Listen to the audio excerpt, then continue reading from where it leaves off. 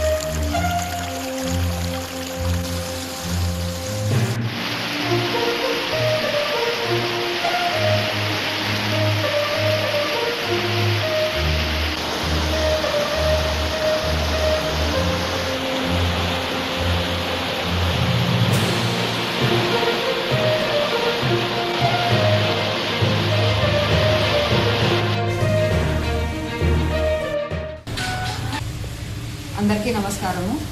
So మనం గమనిస్తూనే ఉన్నాము, దాదాపు 2-3 రోజుల నుంచి కంటిన్యూస్గా వర్షాలు వస్తున్నాయి. ఇంకా దాదాపు 3-4 రోజులు కూడా ఇదే వర్షం కంటిన్యూస్గా అయ్యే ఉంది. సో దయచేసి గూడూరు మరియు వాకాడు, వెంకటగిరి ప్రజలకు కూడా జాగ్రత్తలు తెలియజేయడం జరుగుతుంది. ఈ జాగ్రత్తలు కూడా press like print and electronic media ద్వారా మీ అందరికీ జాగ్రత్తలు చెప్తున్నాము. సో ముందుగా ఏంటంటే, ఎక్కడైనా కానీ పాతబడిన ఇల్లు కానీ, బిల్డింగ్స్ కానీ, లేదా హోర్డింగ్స్ కానీ ఎక్కడైనా వాలి ఉంటే కానీ వాటి దగ్గరకు వెళ్ళకండి. మీరు ఏమైనా గమనించి ఉంటే ఇమీడియట్గా విద్యుత్ శాఖ కానీ లేదా పోలీస్ డిపార్ట్మెంట్ కానీ ఇమీడియట్గా ఇన్ఫార్మ్ చేయండి. తర్వాత మనకి చాలా చోట్ల కాజ్వేస్ ఉన్నాయి, లైక్ పంబలేరు రివర్ దగ్గర అక్కడ ఉంది, అక్కడ ఓవర్ఫ్లో అయిపోతుంది వాటర్ కూడా. సో మేమేం చేసామంటే అక్కడ ట్రాఫిక్ వెళ్లకుండా డైవర్ట్ చేసాము. మనకి గూడూరు 2 టౌన్ లిమిట్స్లో రైల్వే అండర్ పాస్ ఉంది, అక్కడ కూడా దాదాపు 2 నుంచి 3 అడుగులు వాటర్ ఉన్నాయి, చిన్న చిన్న వెహికల్స్ వెళ్ళలేకపోతుంది. సో అక్కడ కూడా ట్రాఫిక్ డైవర్ట్ చేశాం. సో పాత పద్ధతిలో ఏముందో అదే ద్వారా వెహికల్స్ రావాలని మీకు కొంచెం ఇన్ఫర్మేషన్ ఇస్తున్నాం. అండ్ వాకాడు లిమిట్స్లో ఏంటంటే ముఖ్యంగా మనకి చిట్టమూరు, ఈ కోటా లిమిట్స్, స్వర్ణముఖి రివర్ ఏవైతే పైన వదులుతారో వాటి వల్ల ఎక్కువ ఓవర్ఫ్లో అయ్యే ఛాన్సెస్ ఉన్నాయి. ఈ వార్తలు మీరు గమనించుకుంటూ దయచేసి బయటికి రావడం మ్యాక్సిమం తగ్గించుకోండి. ఏదైనా అత్యవసరంగా లేదంటే ఎమర్జెన్సీ మెడికల్ అలా సర్వీసెస్ ఉంటే తప్ప బయటికి రాకండి. అండ్ తల్లిదండ్రులు కూడా విజ్ఞప్తి అండి, పిల్లలు ఏదో వాగు చూడడానికి వెళ్దాము, లేకపోతే రివర్ వాటర్ ఎక్కువ ఫ్లో అవుతుంది చూడడానికి వెళ్దామని మాత్రం ఎక్కడికి వెళ్ళకండి. తర్వాత మీ ఇంటి ముందర కానీ పక్కన కానీ డ్రైనేజెస్ కూడా ఓవర్ఫ్లో అవుతుంటాయి, ఈవెన్ మ్యాన్ హోల్స్ కూడా ఓపెన్ చేసి ఉంటారు. సో దయచేసి అవి గమనించుకొని మీరు 2 వీలర్స్ కానీ 4 వీలర్స్ కానీ డ్రైవ్ చేసేటప్పుడు జాగ్రత్తగా ఉండండి అని చెప్తున్నాను. అండ్ ఎస్పెషల్లీ ఇవాళ స్కూల్కి సెలవు ఇచ్చున్నారు, కానీ రేపు ఎల్లుండికి ఏదైనా స్కూల్ మళ్ళీ స్టార్ట్ అయితే మాత్రం మీరు మీ పిల్లల్ని జాగ్రత్తగా స్కూల్లో దింపండి. తర్వాత వర్షం తగ్గిన తర్వాత మళ్ళీ మీరు స్కూల్ పిల్లల్ని ఇంటికి తీసుకొని వచ్చుకోండి. తొందర ఏమీ లేదు, నెమ్మదిగానే ఇవన్నీ. ఆరోగ్య సమస్యల గురించి కూడా ఇప్పుడు వర్షాలు వస్తున్నాయి, ఎక్కడ పడితే అక్కడ వాటర్ తీసుకోవడం, వాటర్ బబుల్ క్లీన్ చేసుకొని అవి తాగడం లాంటివి చేయకండి, హెల్త్ ఇష్యూస్ వస్తుంటాయి. సో దయచేసి మీరు శుభ్రంగా ఉండండి, ఇల్లు కూడా శుభ్రం పెట్టుకోండి. So thank you so much.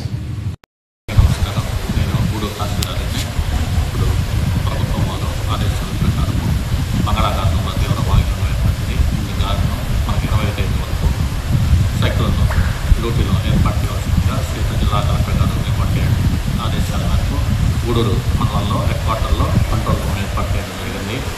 అందరూ గ్రామ రెవెన్యూ అధికారులు కూడా ఆ గ్రామాల్లో పరిశీలించి ఏమన్నా అప్రమత్తమైన చర్యలు తీసుకోవడం జరుగుతుంది.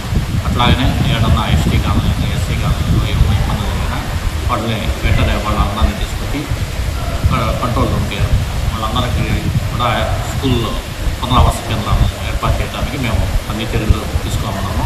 ప్రస్తుతానికైతే అంత రాలేదు. ఇంకా ఏమన్నా ఏర్పడినా వెంటనే కూడా చర్యలు తీసుకోవడానికి మేమందరం సమాయత్తమై ఉన్నాము.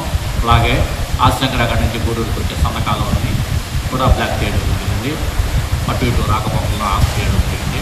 అలాగే మనకి సైదాపురం గూడూరు రాపూర్ రోడ్లో కూడా ప్రవాహం ఎక్కువ అయినప్పుడు దాన్ని కూడా రోడ్డు బ్లాక్ చేయడం జరుగుతుంది. కానీ ప్రస్తుతానికైతే అంత పరిస్థితి ఏర్పడుతుందని అక్కడ కూడా అప్రమత్తానికి మేమైతే చర్యలు తీసుకుంటున్నాము.